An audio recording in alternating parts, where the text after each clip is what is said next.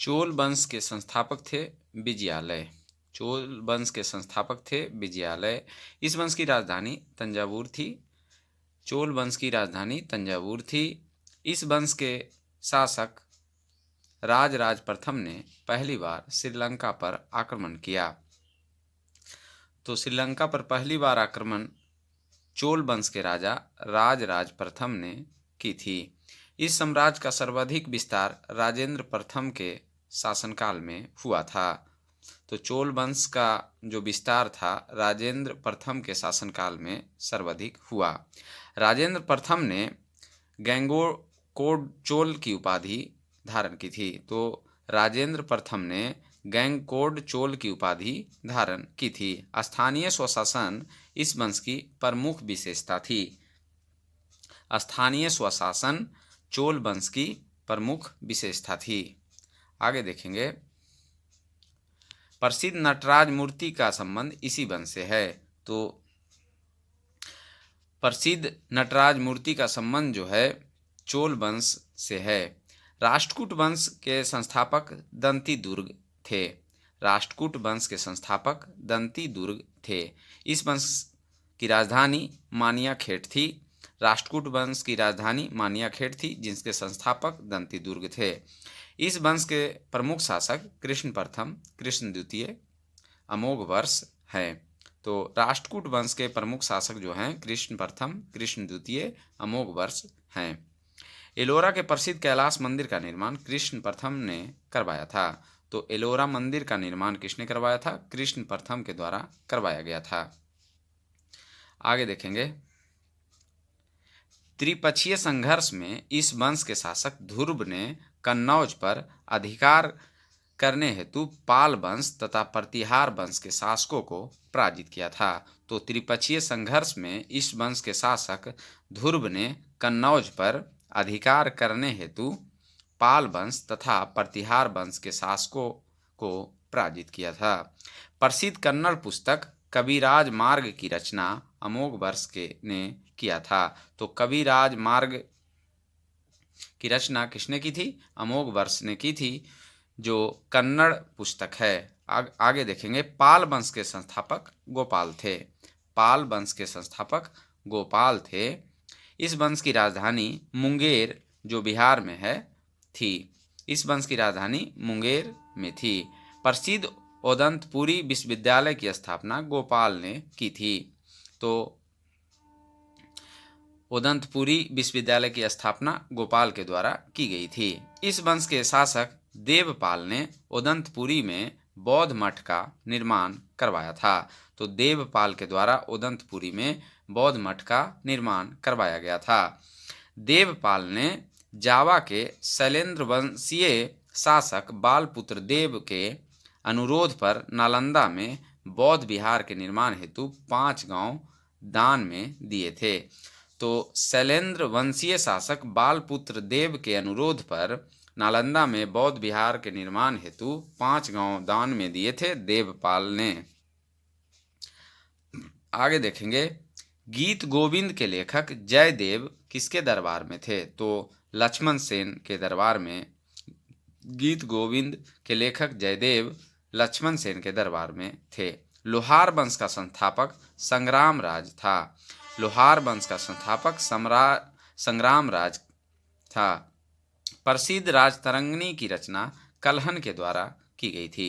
राजतरंगिणी की रचना किसके द्वारा की गई थी? कल्हन के द्वारा की गई थी। आगे देखेंगे, गजनी साम्राज्य के संस्थापक अल्पतगीन थे। गजनी साम्राज्य के संस्थापक कौन थे? अल्पतगीन थे। महमूद गजनी सुल्तान की उपाधि धारण करने वाला पहला शासक था। तो सुल्तान की उपाधि धारण करने वाला पहला शासक कौन था? महमूद गजनी था। महमूद गजनी के दरबार में अलबरूनी, फिरदौसी, फारूकी एवं उतबी रहते थे। अलबरूनी, फिरदौसी, फारूकी एवं उतबी किसके दरबार में रहते थे? महमूद गजनी के दरबार में रहते थे। गजनी ने भारत पर 17 बार आक्रमण किया। तो गजनी ने भारत पर कितने बार आक्रमण किया? 17 बार आक्रमण किया। आगे देखेंगे, इसने पहला आक्रमण 1000 ईस्वी में तथा अंतिम आक्रमण 1027 ईस्वी में किया। तो गजनी ने पहला आक्रमण 1000 ईस्वी में तथा अंतिम आक्रमण 1027 ईस्वी में किया था। इसने 1025 ईस्वी में प्रसिद्ध सोमनाथ मंदिर पर आक्रमण किया था। तो सोमनाथ मंदिर पर गजनी के द्वारा 1025 ईस्वी में आक्रमण किया गया था। मोहम्मद गौरी ने भारत पर पहला आक्रमण 1175 ईस्वी में किया था। मोहम्मद गौरी ने भारत पर पहला आक्रमण 1175 ईस्वी में किया था। इसने दूसरा आक्रमण 1178 ईस्वी में पाटन, जो कि गुजरात में है, उस पे किया था। इस समय यहाँ का शासक भीम द्वितीय था। तो इसने पहला आक्रमण 1175 ईस्वी में और दूसरा आक्रमण 1178 ईस्वी में पाटन, गुजरात पर किया था। इस समय यहाँ का शासक जो था भीम द्वितीय था। आगे देखेंगे। तराइन का प्रथम युद्ध 1191 ईस्वी में हुआ था। मोहम्मद गौरी एवं पृथ्वीराज चौहान के बीच में हुआ था, जिसमें पृथ्वी चौहान विजयी हुआ था। तराइन का प्रथम युद्ध 1191 ईस्वी में गौरी और पृथ्वीराज चौहान के बीच में हुआ था, जिसमें चौहान विजयी हुआ था। तराइन की द्वितीय लड़ाई 1192 ईस्वी में गौरी एवं पृथ्वीराज चौहान के बीच हुआ था, जिसमें गौरी विजयी हुआ था। तराइन की दूसरी लड़ाई 1192 ईस्वी में गौरी एवं पृथ्वीराज चौहान के बीच में और गौरी इसमें विजयी हुआ था। प्रथम में चौहान विजयी हुआ और दूसरे में गौरी विजयी हुआ। चंदावर का युद्ध 1194 ईस्वी में गौरी एवं जयचंद के बीच में लड़ा गया, जिसमें गौरी विजयी हुआ। चंदावर का युद्ध 1194 ईस्वी में गौरी एवं जयचंद के बीच में हुआ, जिसमें गौरी विजयी हुआ था। आइए देखते हैं अभिलेख एवं संबंधित शासक। हाथी गुफा अभिलेख का संबंध कलिंग नरेश खारवेल से है। हाथी गुफा अभिलेख का संबंध कलिंग नरेश खारवेल से है। जूनागढ़ अभिलेख का संबंध रुद्र दमन से है। जूनागढ़ अभिलेख का संबंध रुद्र दमन से है। एहोल अभिलेख का संबंध पुलकेशिन द्वितीय से है। एहोल अभिलेख का संबंध पुलकेशिन द्वितीय से है। मंदसौर अभिलेख नरेश यशो बर्मन से है। मंदसौर अभिलेख का संबंध नरेश यशो बर्मन से है। नासिक अभिलेख का संबंध गौतमी बलश्री से है। नासिक अभिलेख का संबंध गौतमी बलश्री से है। भीतरी अभिलेख स्कंद गुप्त से है। भीतरी अभिलेख का संबंध स्कंद गुप्त से है। आगे देखेंगे। गुलाम वंश के संस्थापक कुतुबुद्दीन ऐबक हैं। गुलाम वंश का संस्थापक कुतुबुद्दीन ऐबक था, जिसने 1206 ईस्वी में दिल्ली सल्तनत पर गुलाम वंश की स्थापना की थी। ऐबक के समय राजधानी लाहौर थी। तो कुतुबुद्दीन ऐबक की राजधानी लाहौर थी। कुतुब मीनार की नींव कुतुबुद्दीन ऐबक ने डाला था और कुतुब मीनार को पूर्ण करवाया था इल्तुतमिश ने। कुतुबुद्दीन ऐबक को लाख बख्श के नाम से जाना जाता है। कुतुबुद्दीन ऐबक को लाख बख्श कहा जाता है। कुतुबुद्दीन ऐबक ने अजमेर में 2.5 दिन का झोपड़ा तथा दिल्ली में कुबत उल इस्लाम मस्जिद का निर्माण करवाया था। तो 2.5 दिन का झोपड़े का निर्माण कुतुबुद्दीन ऐबक ने अजमेर में तथा दिल्ली में कुबत उल इस्लाम मस्जिद का निर्माण कराया था। आगे देखेंगे। बख्तियार खिलजी ऐबक का सेनापति था, जिसने नालंदा विश्वविद्यालय को ध्वस्त किया था। तो बख्तियार खिलजी कुतुबुद्दीन ऐबक का सेनानायक था, जिसने नालंदा विश्वविद्यालय को ध्वस्त किया था। इल्तुतमिश ऐबक का गुलाम एवं दामाद था तथा ऐबक के मृत्यु के बाद बदायूं का शासक था। इल्तुतमिश ऐबक का गुलाम एवं दामाद था। ऐबक के मृत्यु के समय यह बदायूं का शासक था। इल्तुतमिश ने राजधानी को लाहौर से दिल्ली स्थानांतरित किया था। तो लाहौर से दिल्ली स्थानांतरित जो अपनी राजधानी किया था इल्तुतमिश ने किया था।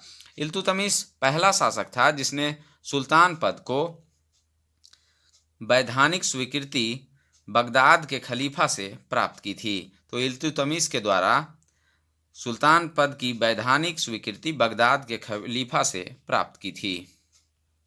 आगे देखेंगे, इल्तुतमिश ने सबसे पहले शुद्ध अरबी सिक्के जारी किए थे। तो शुद्ध अरबी सिक्के जारी करने वाला जो शासक था इल्तुतमिश था। इसने तुर्कान ए चिहलगानी नामक संगठन बनाया था। तो तुर्कान ए चिहलगानी नामक संगठन किसके द्वारा बनाया गया था?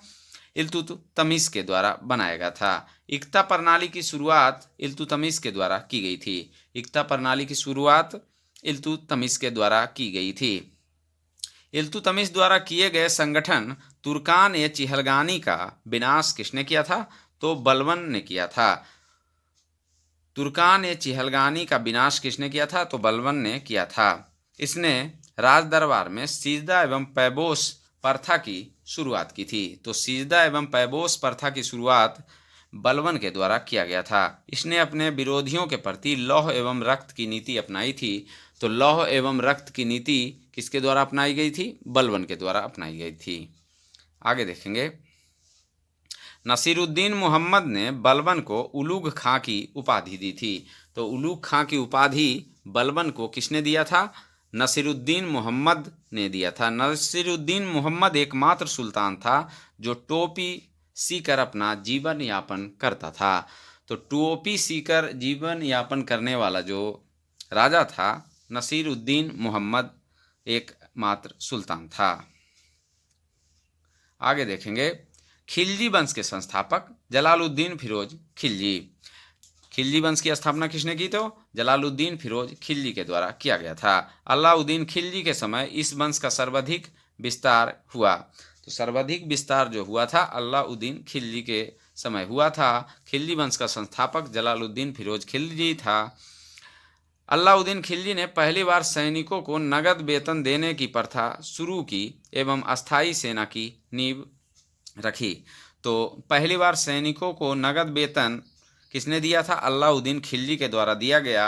और अस्थायी सेना की नींव जो रखी अलाउद्दीन खिलजी के द्वारा रखी गई थी। अलाउद्दीन खिलजी ने ही घोड़ा दागना एवं सैनिकों का हुलिया लिखने की प्रथा शुरुआत किया था। तो घोड़ा दागने एवं सैनिकों की हुलिया लिखने की प्रथा किसने शुरुआत की थी? अलाउद्दीन खिलजी के द्वारा किया गया था। आगे है, इसने मूल नियंत्रण प्रणाली प्रथा की शुरुआत की थी। इसने मूल नियंत्रण प्रणाली प्रथा की शुरुआत की थी। इसने सिरी किला, अलाई दरवाज़ा, हजार खंभा महल का निर्माण करवाया था। तो सिरी किला, अलाई दरवाज़ा, हजार खंभा महल का निर्माण अलाउद्दीन खिलजी के द्वारा किया गया था। इसने स्वयं को सिकंदर ए सानी की उपाधि से विभूषित किया था। तो अलाउद्दीन खिलजी जो था सिकंदर ए सानी की उपाधि से अपने आप को विभूषित किया था। इसके समय भूराजस्व की दर उपज का 1/2 यानी 50% भाग था। इसके समय भूराजस्व की दर उपज का 1/2 यानी 50% भाग था। दक्षिण भारत विजय हेतु अलाउद्दीन ने मलिक कफूर को नियुक्त किया था। तो दक्षिण भारत विजय के लिए अलाउद्दीन खिलजी ने किसे नियुक्त किया था? मलिक कफूर को नियुक्त किया था। अलाउद्दीन खिलजी के मृत्यु के पश्चात कुतुबुद्दीन मुबारक खिलजी दिल्ली के सिंहासन पर बैठा। तो अलाउद्दीन खिलजी के मृत्यु के बाद कुतुबुद्दीन मुबारक खिलजी दिल्ली के सिंहासन पर बैठा। मुबारक खिलजी को नग्न स्त्री एवं पुरुषों की संगत पसंद थी। मुबारक खिलजी को नग्न स्त्री एवं पुरुषों की संगत पसंद थी। तुगलक वंश के संस्थापक गयासुद्दीन तुगलक हुए। तुगलक वंश के संस्थापक गयासुद्दीन तुगलक हुए। गयासुद्दीन तुगलक का उत्तराधिकारी मोहम्मद बिन तुगलक हुआ। गयासुद्दीन तुगलक का उत्तराधिकारी मोहम्मद बिन तुगलक हुआ। मोहम्मद बिन तुगलक मध्यकालीन सभी सुल्तानों में सबसे योग्य, शिक्षित एवं विद्वान शासक था। तो मोहम्मद बिन तुगलक जो था मध्यकालीन सभी सुल्तानों में सबसे योग्य, शिक्षित एवं विद्वान था। इसे स्वप्नशील पागल, रक्त पिपासु कहा गया। तो स्वप्नशील, पागल, रक्त पिपासु किसे कहा गया? मोहम्मद बिन तुगलक को कहा गया। कृषि क्षेत्र के विकास हेतु इसने अमीर-ए-कोही विभाग की स्थापना की। कृषि क्षेत्र के विकास हेतु इसने अमीर-ए-कोही विभाग की स्थापना की। अमीर-ए-कोही विभाग की स्थापना किसने की? मोहम्मद बिन तुगलक के द्वारा किया गया था। आगे देखेंगे, इसने अपनी राजधानी दिल्ली से स्थानांतरित कर देवगिरी स्थापित की। तो मोहम्मद बिन तुगलक के द्वारा दिल्ली से देवगिरी स्थापित किया था अपनी राजधानी को, तथा इसका नाम जो है दौलताबाद रखा था। सर्वप्रथम सांकेतिक मुद्रा का प्रचलन इसी के द्वारा किया गया था। मोहम्मद बिन तुगलक के द्वारा ही सांकेतिक मुद्रा का प्रचलन किया गया था। सर एडवर्ड थॉमस ने मोहम्मद बिन को प्रिंस ऑफ मनियर्स कहा कर पुकारा था। तो प्रिंस ऑफ मनियर्स किसने कहा था मोहम्मद बिन तुगलक को? तो सर एडवर्ड थॉमस ने कहा था। इसी के शासन काल में मोरक्को यात्री इब्न बतूता भारत आया था। तो इब्न बतूता भारत किसके शासनकाल में आया था? तो मोहम्मद बिन तुगलक के शासनकाल में आया था। इसने जैन धर्म के प्रसिद्ध संत जिन प्रभु सूरी को सम्मानित किया था। तो मोहम्मद बिन तुगलक ने जैन संत जिन प्रभु सूरी को सम्मानित किया था। आगे है, ब्राह्मणों पर जजिया लागू करने वाला पहला मुसलमान शासक था फिरोज तुगलक। तो ब्राह्मणों पर जजिया लागू करने वाला जो शासक था फिरोज तुगलक था। सल्तनत काल में उधार दिए गए धन का हिसाब रखने वाले व्यक्ति को मजूम आदर कहा जाता था। तो सल्तनत काल में उधार दिए गए धन का हिसाब रखने वाले व्यक्ति को मजमू आदर कहा जाता था। आगे है, विभाग और संबंधित सुल्तान। दीवाने अर्ज विभाग के संस्थापक जो थे बलबन था। दीवाने ए अर्ज विभाग का संबंध बलबन से था। दीवाने ए मुस्तक राज का संबंध अलाउद्दीन खिलजी से था। दीवान ए मुस्तक राज का संबंध अलाउद्दीन खिलजी से था। दीवाने कोही का संबंध मोहम्मद बिन तुगलक से था। दीवाने कोही का संबंध मोहम्मद बिन तुगलक से था। दीवाने खैरात का संबंध फिरोज शाह तुगलक से था। दीवाने खैरात का संबंध फिरोज शाह तुगलक से था। दीवाने ए बंदगान का संबंध फिरोज शाह तुगलक से था। दीवाने ए बंदगान का संबंध फिरोज शाह तुगलक से था। दीवाने ए ऐसितिहाक का संबंध फिरोज शाह तुगलक से था। दीवाने ए ऐसितिहाक का संबंध फिरोज शाह तुगलक से था।